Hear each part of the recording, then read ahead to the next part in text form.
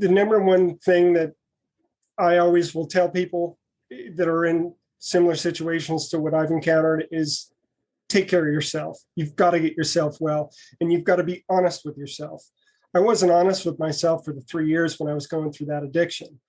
I couldn't look myself in the face and say, dude, you've got a problem and you've got to correct this. Addicts are very good at justifying things, rationalizing things, and painting a picture that they find a way to accept.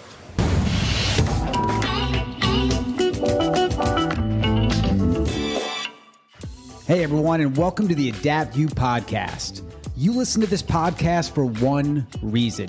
You want to change. You have an area or areas in your life that you seek improvement and desire support in getting there. You wish to surround yourself with a community of like-minded people who are looking for clarity on who they are, what they want, and who they wish to become. You believe that the most fulfilling existence comes from the intentional, conditioned, and habitual act of learning, growing, and constantly evolving. You are here, my friends, because you've committed to a lifelong journey of becoming the absolute best version of yourself. You are here to adapt you. Thank you for listening to this week's episode of the Adapt You podcast. I'm incredibly humbled to have on our show today an old friend and a phenomenal guest. Today, we're going to be interviewing somebody by the name of Dominic Greco. I know him as Dom Greco. Dom and I actually used to work together over 20 years ago at our first sales jobs right out of college for a company called ADP. We sold payroll services. It was a great job to get because it was a launching pad into other medical careers or other sales careers that typically were in the medical space. So that's where a lot of people wanted to start. And Dom and I worked together. We worked at two different offices. And over the last 20 years, we've lost touch. And a lot has happened in Dom's life that is incredibly impressive from a success perspective, from how he's grown an incredible career with a medical device company, how he's had a beautiful family, has a beautiful family with two amazing sons, but he's done all of this while battling two incredible curveballs that life has thrown at him that forced him to change, forced him to make adaptations, and forced him to react. Dom was in a car accident when we used to work together at ADP, where he's ejected from the car. And in that car accident, that almost ended his life, actually ended up saving his life, because from a post-crash CT scan, they identified that he actually had a brain tumor that needed to be removed. He talks about the struggles of the brain tumor, how it removed certain part of his brain, and some of the struggles that he went through, from learning how to write again to having issues with balance, MRSA infections, adrenal gland failure, and a really, really challenging recovery that he managed to get through to start to skate into what was a beautiful part of his life. We had tremendous continued success in his career and as a father and as a husband, until life threw him another curveball. And that same accident wreaked havoc on him, where he had a tremendous back pain, which led to multiple surgeries and what ended up being a 3+ year opioid addiction that he kept from everybody and somehow managed to get through. It's an incredible story of addiction. It's an incredible story of perseverance. It's an incredible story of how he was able to manage these difficult changes in his life to continue to stay on the straight and narrow and continue to stay focused despite these challenges. So I'm super humbled to have Dom on the show. All right, Dom, welcome to the show, man. So good to hear from you, see you. It's been way too long. Thank you so much, Derek. It's a pleasure. Yeah, it's as I mentioned in the intro, Dom and I actually know each other. It has been nearly 2 decades, as I was just reminded by him, that we've actually really had a conversation. But we used to work together back at a company where we sold payroll services back in the good old days. That's kind of where you started as a salesperson, right? Absolutely. Yeah. So Dom, it's wild. I remember, as I mentioned in the intro, when things sort of took a turn south for you back when we were at ADP, the payroll company. I don't mind saying their name now. And I remember when you got in that car accident. It's kind of fuzzy. So for the listeners, kind of tell us a little bit about about that moment and kind of what went down? Sure. Life up to that point had been pretty rosy. I was a young guy just getting out, not too far out of college. Had my first opportunity with a very good company in a sales career. Was actually out that day, selling payroll in my rural territory, on a country highway, a 2-lane highway, middle of the day, beautiful day. And all of a sudden a car, slips over into my lane and hits me head on. I was ejected from the car. I wasn't buckled in. I've learned a lot since then, but I was ejected from the car. Had a pretty significant head injury, ended up going to the hospital for that. When they did do the CAT scan on my head, they did determine that I had a brain tumor on my cerebellum. So prior to that, no symptoms of the tumor. It was a shock to me. It was a shock to everybody around me. But, that's how that beautiful, summer afternoon ended for me. That's crazy. I mean, you think about that, the fact that you didn't wear your seatbelt, the fact that you were ejected from the car, which then caused a pretty significant head injury, saved your life because, you probably had I would imagine you had some scans that then made them aware. Like if you wore your seatbelt and your face hit the steering wheel a little bit or an airbag, no scan, right? Correct.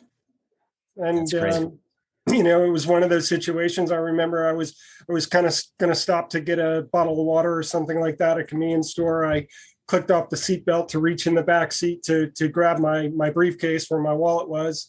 And seconds after that, I looked up and the accident occurred. So to your point, it was horrible the way it went. But, had I not had, had I had the seatbelt on and not had the head injury, I may not have caught the tumor in time to have a happy ending. Now, how old are you at this point?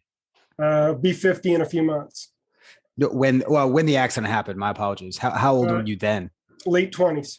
So late 20s, married at this point? Had just gotten married.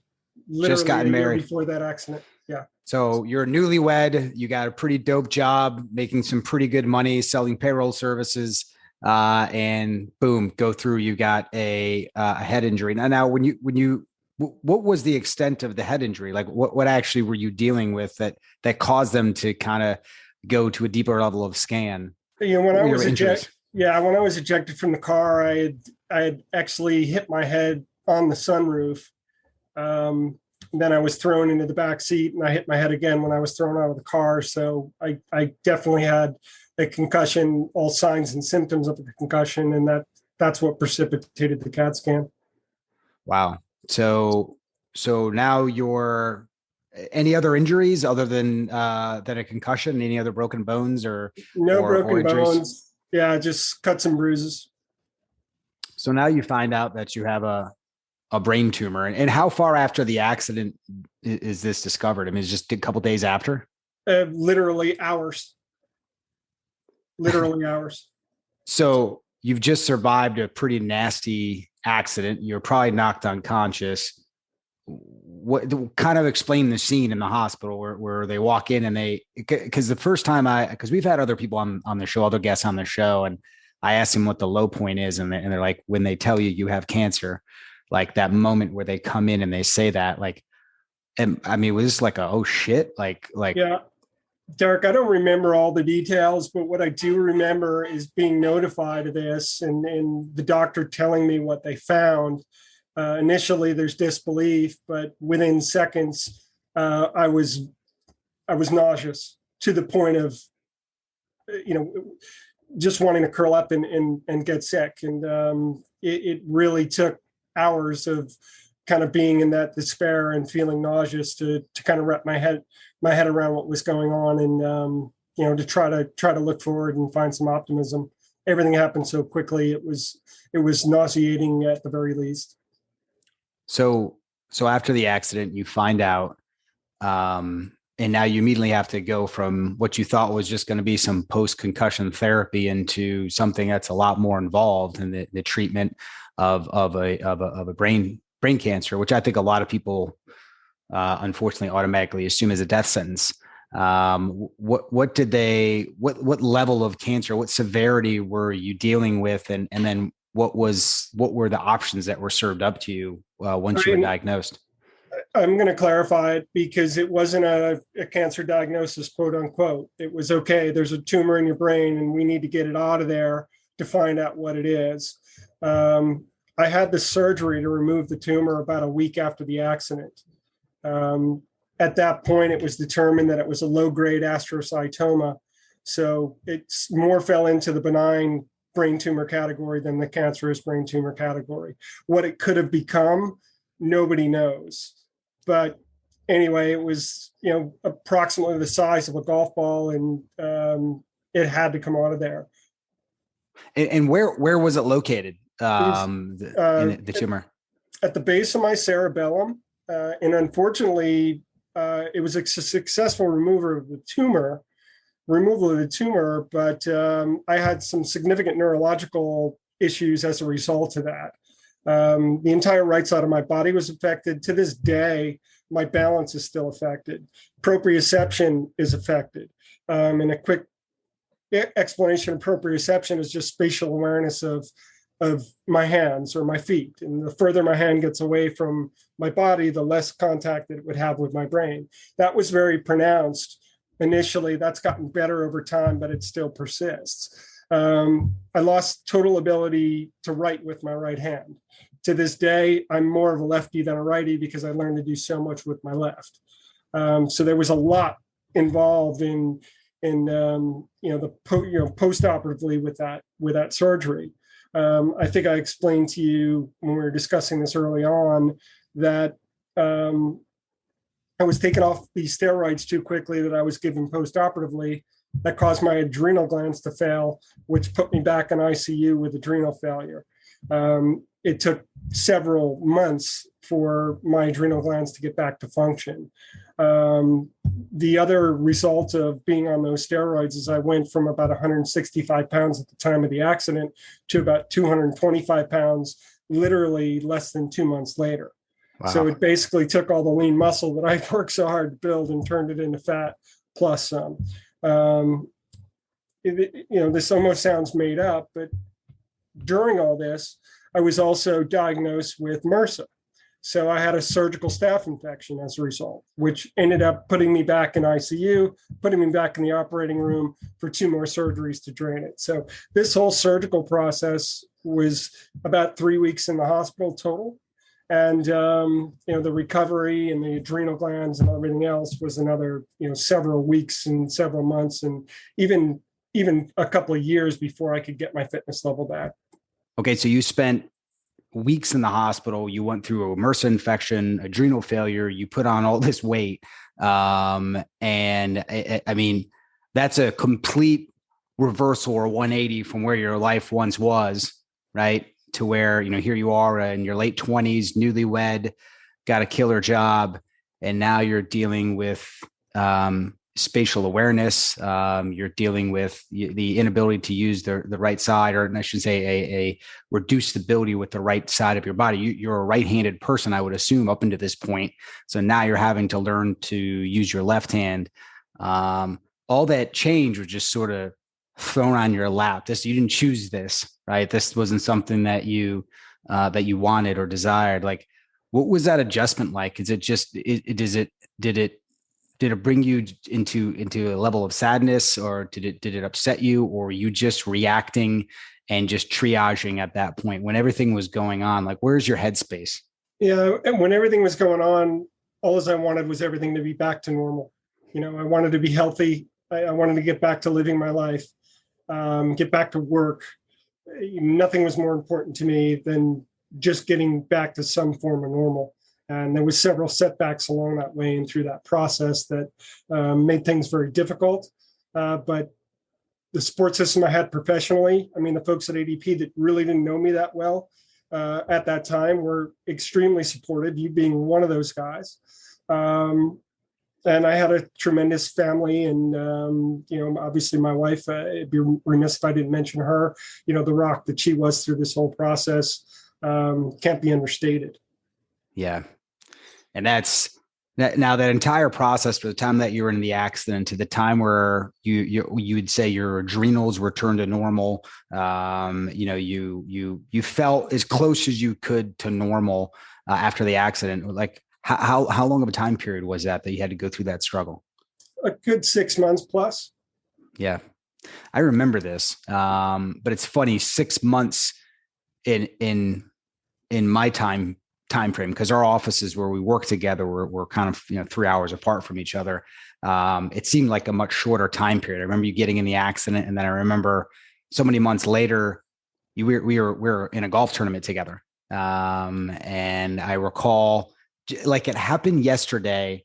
We were sharing a golf cart, and I think you must have had one got away from you a little bit and was like kind of like up on a berm somewhere, and we had pulled the cart up, and it was kind of at an awkward angle, and you had to get out to take your shot. And then you came back, and just it was because the cart was awkwardly parked. You had to like duck to kind of get your head inside of the golf cart, as somebody of your height would, and you hit your head.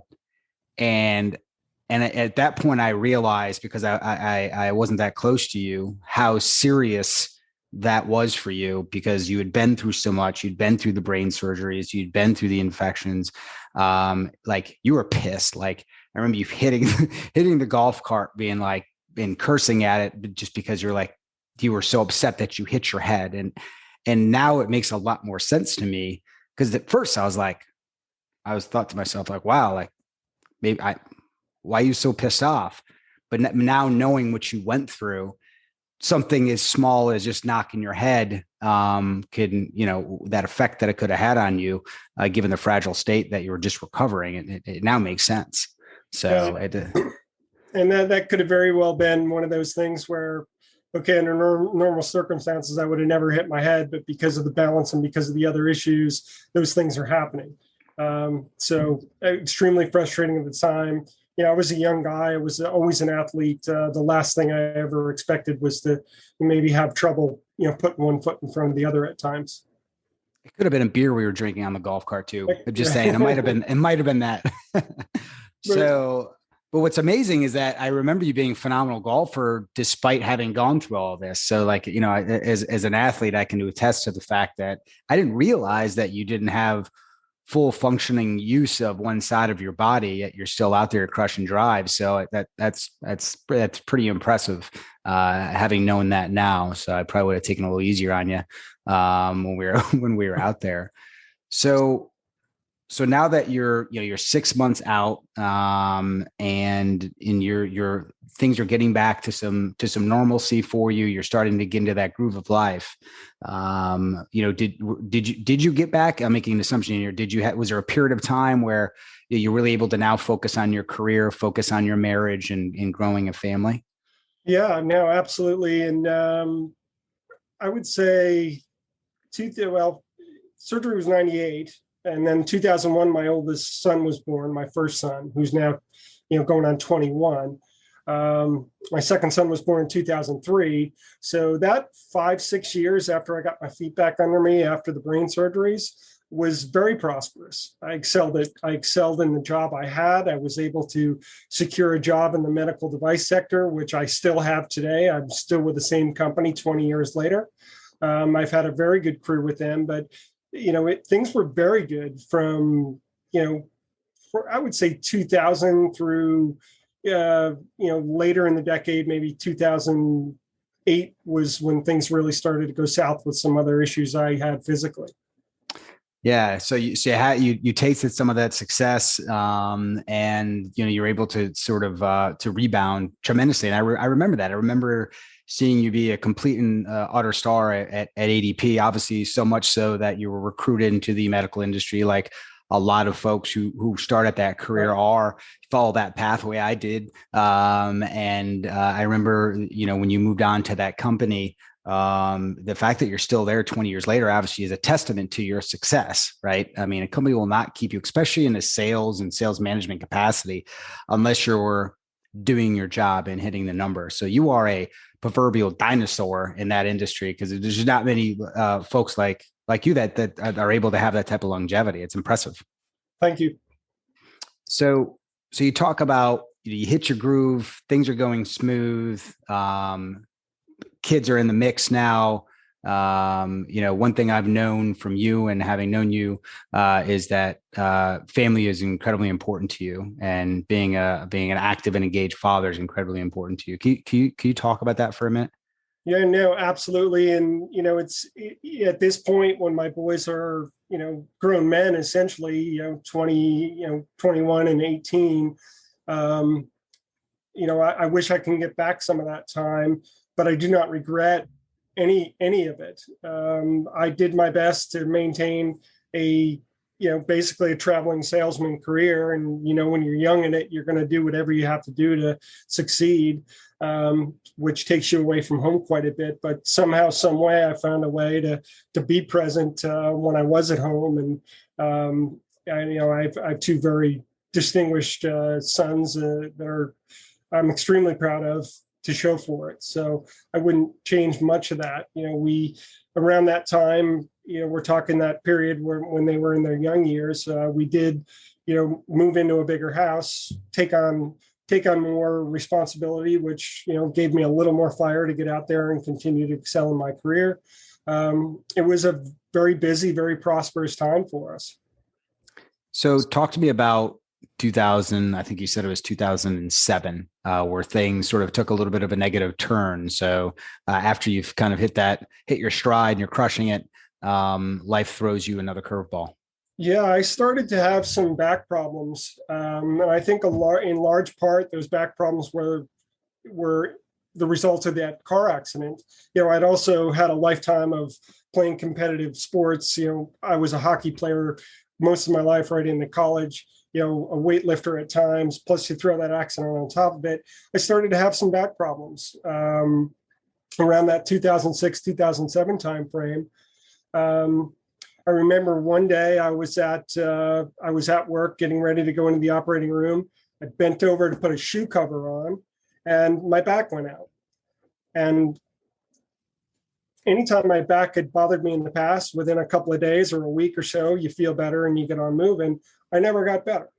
I ended up with pain in my hips, ultimately pain in my legs, both legs, pain, numbness didn't go away. Ultimately ended up with me sometime in 2008 having a spinal procedure. I had a microdiscectomy laminectomy that kind of created some relief and allowed me to rehab and get better.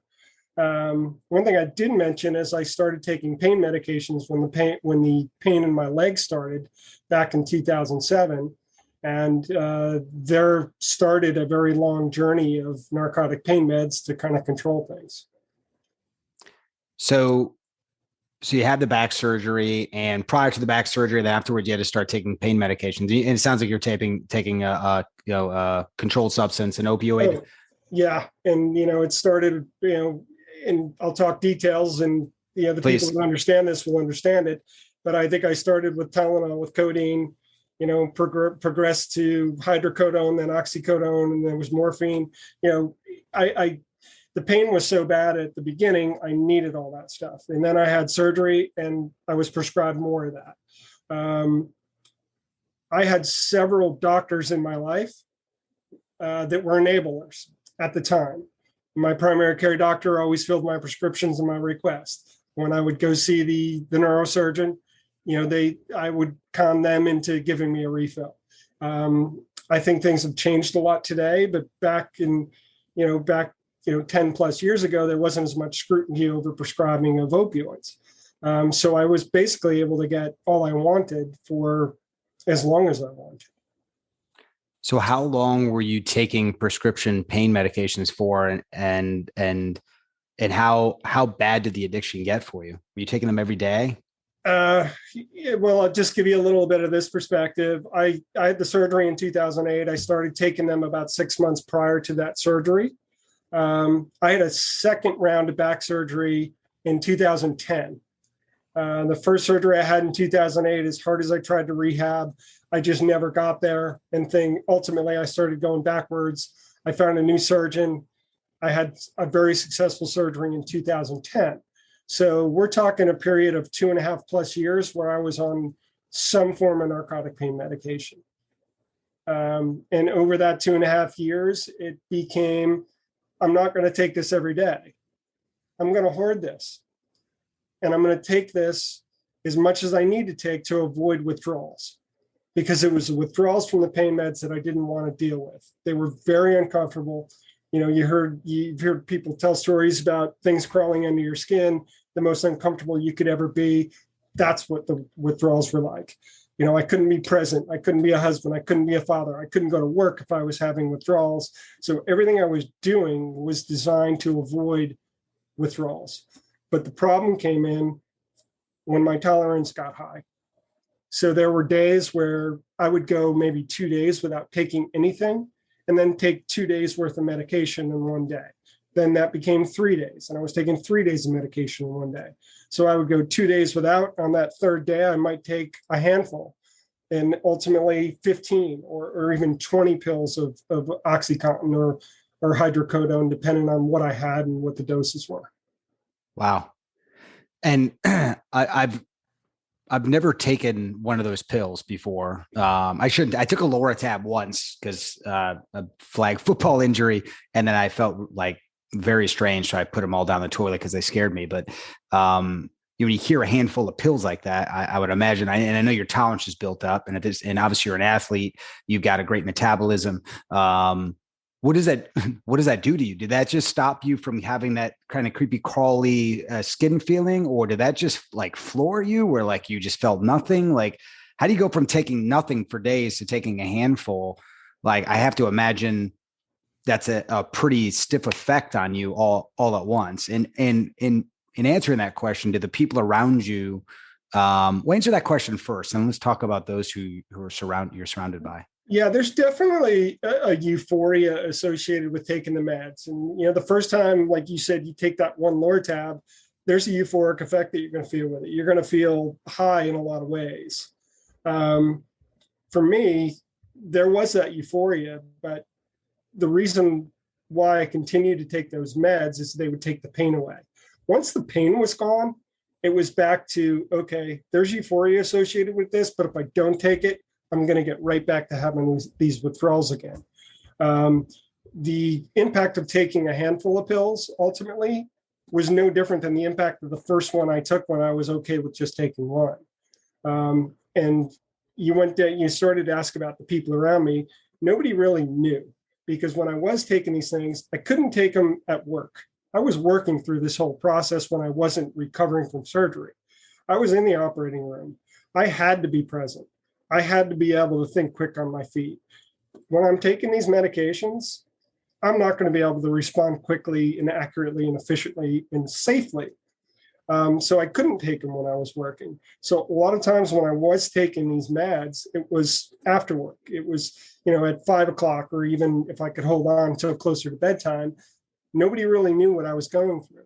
I remember several nights laying in bed saying, I may have overdone it. I hope I wake up tomorrow. And that's how bad things had gotten, where, you know, I'm going to throw chance to the wind here. I'm going to take all this stuff. And if I make it, I make it. If I don't, I don't. And, you know, at that point, it was, okay, I'm in big trouble here. I need some help. Wow. So when you, and that makes sense. I appreciate you adding clarity to that after your tolerance got a little bit larger, you could tolerate taking a fistful of pills because it was equivalent of taking that one.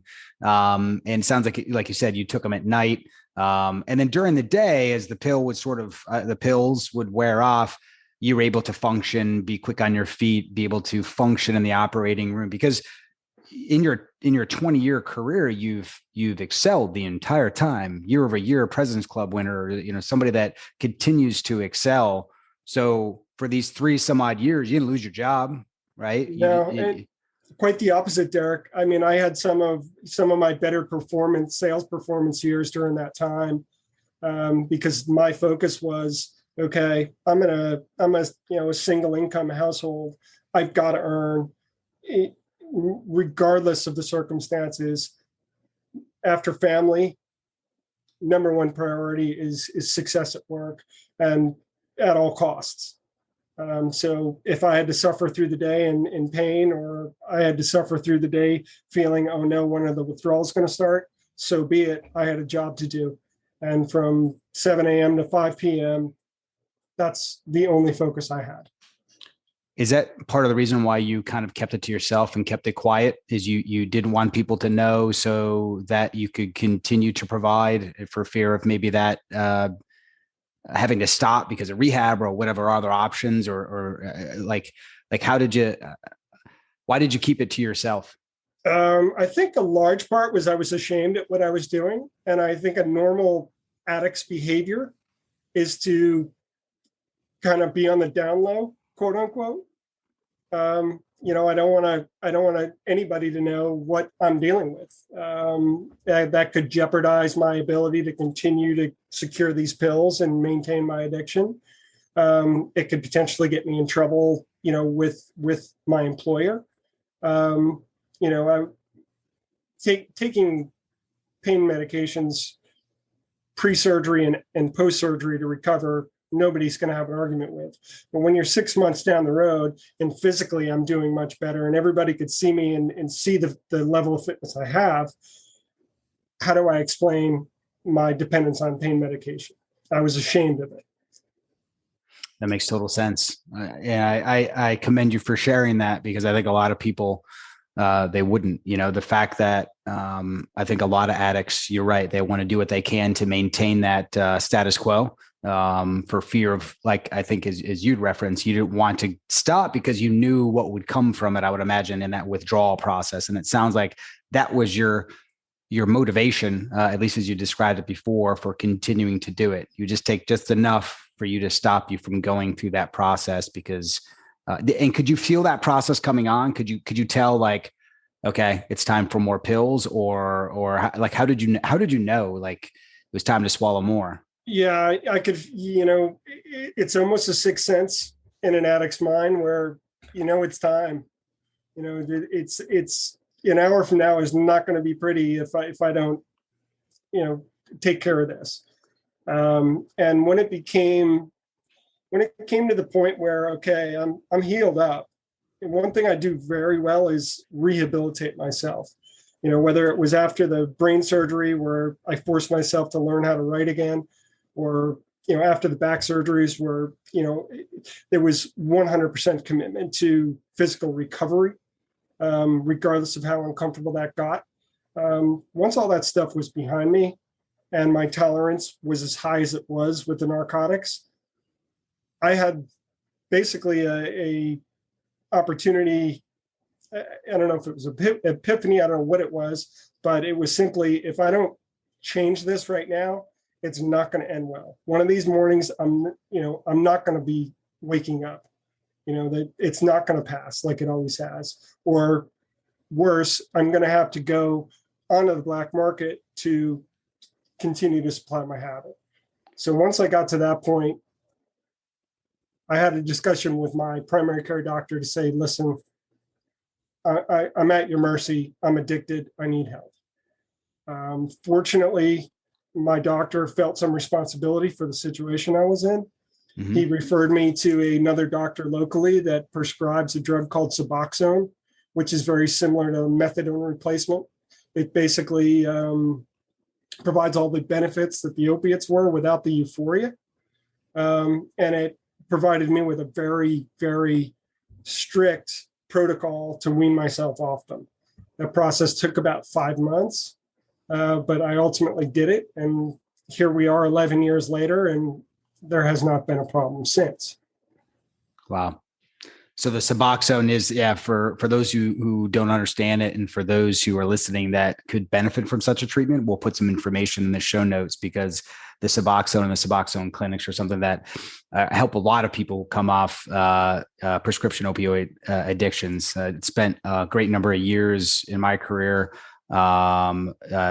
selling laboratory services for urine toxicology testing to see if people were appropriately taking their opioids, because it's such a national epidemic. I think it's something like 95% of the world's opioids are prescribed in the US.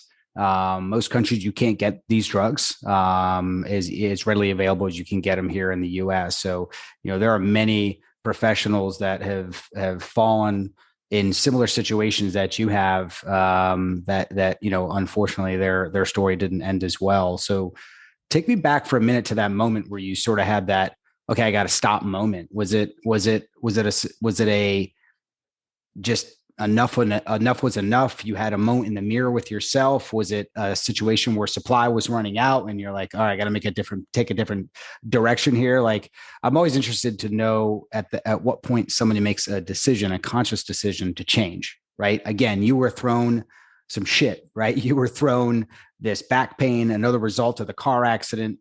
You were forced to change, you were forced to adjust, but you had to make a conscious decision to change.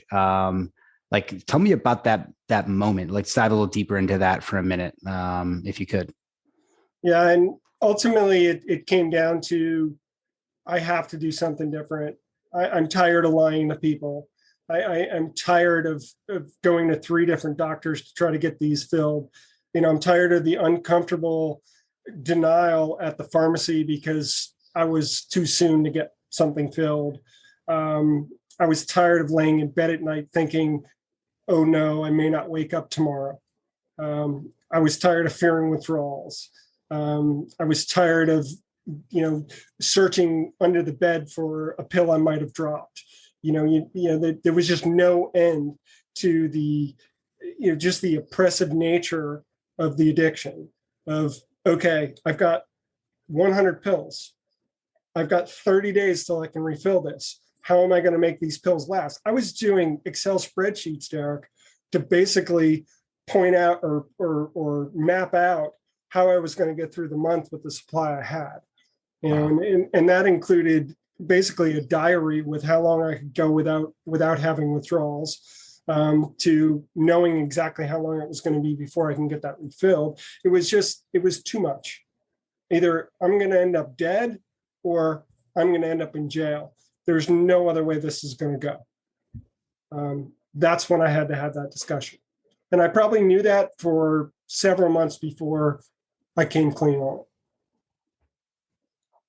So all the while where you're going through this, you're keeping a diary. And I appreciate the great detail that you're sharing all this story, because I think there's a lot of folks that are listening that may be doing the same thing and experiencing something similar, and they could relate to this story. And, the fact that you went through all of that and still maintained a professional career and your status as a father. You kept this to yourself, right? Those around you didn't know, which obviously I'm making an assumption here that you continued to put your family first and made them a priority in your life. Absolutely. I would, again, looking back on it, I wouldn't change anything. I think it made me a better person. I think the experience made me a better father, made me a better husband. And ultimately, it reinforced that I do have a work ethic that's going to allow me to stay gainfully employed and continue to progress the career that I've taken on. Yeah, because it's a lot. I think a lot of people would have folded under that pressure, not only as a father and as a husband, but also from a professional career. So it's impressive that not only through an opioid addiction, but also through multiple brain surgeries, you've continued to stay the course. You've continued to stay focused as a father, as a husband, and as somebody who has a professional career. So I want to fly the plane up a little bit higher and just talk about that for a second, because that's what's most impressive about all this. I mean, your story is hard to listen to be honest with you, just because of all the struggles that you've gone through, but how you've maintained victorious in the things that matter, and done so while managing everything you've managed. Look, how did you do it? How did you stay focused through both of those situations and still stay on the rails? I think there was a lot of luck in there. But, my focus never, my main priorities and my main focus has never changed. It was being a good father, being a husband, maintaining a household, growing a career. I just didn't want to be employed. I wanted to continue to succeed. I've had several promotions over my 20 years with the company I'm with. I've had, just superstar performance years based on the numbers.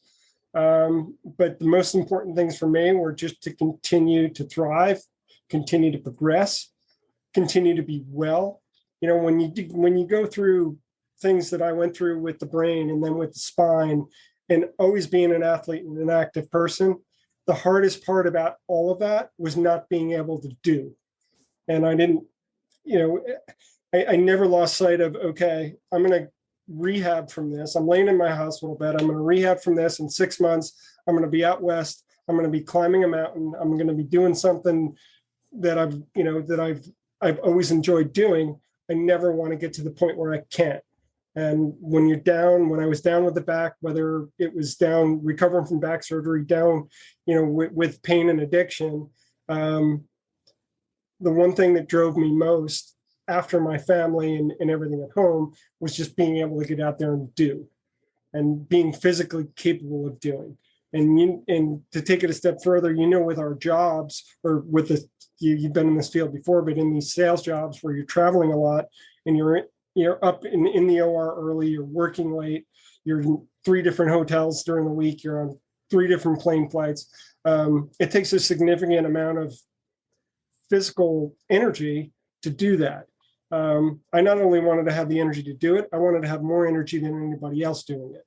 I wanted to have more stamina and more endurance. So never losing sight of all those things, regardless of how defeated I was at the moment, was the key.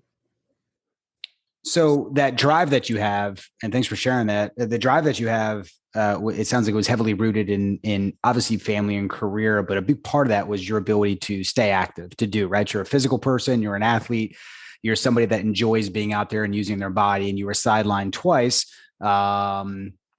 with some pretty significant injuries that stopped you from doing that, which as an athlete myself, I having gone through struggles of my own, not to this level, I can relate and understand to how frustrating that can be, and how angry that can make you. When you see somebody running down the street and you want to run, right? Your son is going to the gym and you can't go with him, right? Those moments I'm sure occurred.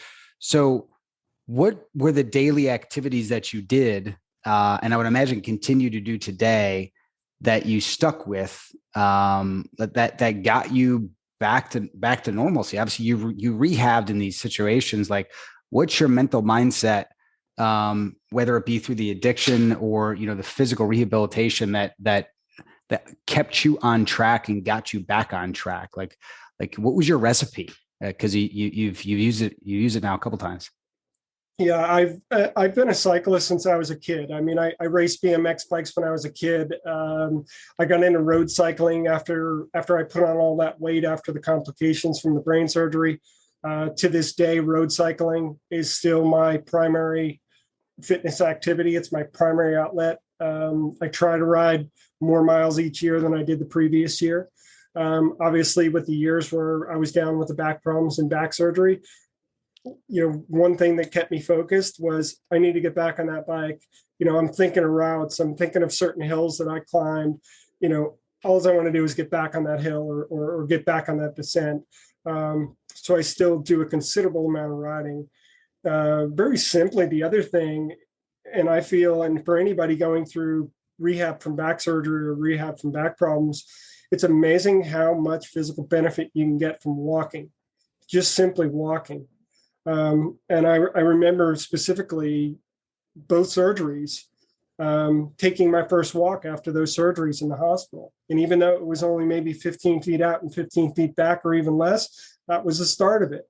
I remember after the second surgery, I went for I think it was my 2-week checkup after back surgery, and my surgeon just, how you doing? What have you been up to?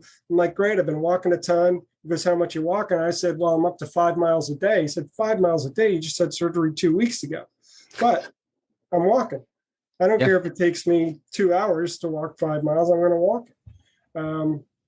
So just moving. Ultimately, everything I did was to get me back on that bike. I knew once I got back on the bike, everything, that was going to be an indication that I've made it. So to this moment, if it wasn't raining out, I'd be finding time to get out on the bike this evening. So That's awesome. I'd forgotten that we share in that passion of the bike. As a cyclist myself, I will have to chat more about that after the show. So, Badab, what advice would you give to people right now that are faced with challenges in their life similar to yours, physical challenges, a drug addiction, that have a career, have a family, or both to maintain, and they're going through a similar struggle, right? They've been continually knocked down, like you were with infections and adrenal failure and opioid addiction. You've had a lot of curveballs thrown at you, but you've continued to crawl out of that hole and follow a recipe which you just described. What advice or wisdom can you give to people that are going through something similar to sort of keep them on the horse, right? To keep them, to help them develop that recipe for success so they can ultimately recover. Yeah. I mean, the number one thing that I always will tell people that are in similar situations to what I've encountered is take care of yourself. You've got to get yourself well, and you've got to be honest with yourself. I wasn't honest with myself for the 3 years when I was going through that addiction. I couldn't look myself in the face and say, dude, you've got a problem and you've got to correct this. Addicts are very good at justifying things, rationalizing things, and painting a picture that they find a way to accept instead of looking at it for what it is and addressing it. In my situation, I didn't get better until I came clean with that. I was honest with myself. And most importantly, I asked for help. People are willing to help you. If you're willing to get well, you're going to find a ton of support in that endeavor. But until you can come clean with yourself, be honest with yourself that you need to get yourself well, you're going to continue to repeat the process, as I did for many, many months. So becoming honest with yourself, and then ultimately, at that point, having the courage to ask for help is really the advice that you would give. Absolutely. And that's just on the self-wellness part, and from the addiction perspective, from the perspective of rehabbing and healing from surgery, or coming back from a very, very desperate time in your life, which if you're having back surgery, you are in a very bad place, mentally, physically, everything. It is not the first line treatment. It's often when you have no choice. I often tell people, if they're looking at back surgery, it's the scariest thing in the world. But when you are ready for it, you're going to be fine with it, and you're going to look forward to having it done. Because at some point, you get tired of not getting better. You get tired of failing, not getting better. You think you're getting better. It's one step forward and two steps back. You have a couple of good days, 3 bad days. After surgery, there's nothing but improvement. Every single day is an improvement if you are willing to dedicate yourself to getting better. I mentioned walking 15 feet or walking 30 feet. The next day it's 35 feet, and then 40 feet, and then 100 feet, and then on down the road we go. The human body is extremely resilient, and with the right mindset and the right dedication and the right support, I think we can recover from just about anything that life can throw at us. So be true to yourself, and never stop putting one foot in front of the other, because there's always better days ahead. I love it. Dom, it's been an absolute pleasure having you on the show, reconnecting with you. 20 years. We need to talk more than every 2 decades. Let's make a promise to each other that we won't wait until we're like in our 70s to have this discussion again. And your story is remarkable. I think it's so inspiring and uplifting to hear somebody that is on the surface been completely successful in both their career and as a family man, but really went through some incredible struggles. And you will absolutely serve as an inspiration to so many by sharing your story and being willing to be honest with us about what you went through and about addiction. I can't thank you enough for being on the show today and sharing all that with everybody. Derek, thanks for the opportunity. I mentioned to you earlier, I'm a private person. Even people close to me haven't heard a lot of what I talked about today. So thank you for giving me the opportunity to share this. And I very much hope that that at least somebody out there can benefit from what we've talked about today. I think so many will. Thank you, Dom. Thank you, Derek. Hey, everybody. Thank you for listening to the Adapt You podcast today. Our goal with this show and all of our content is to deliver you the guests and the respective knowledge necessary to help you change something in your life.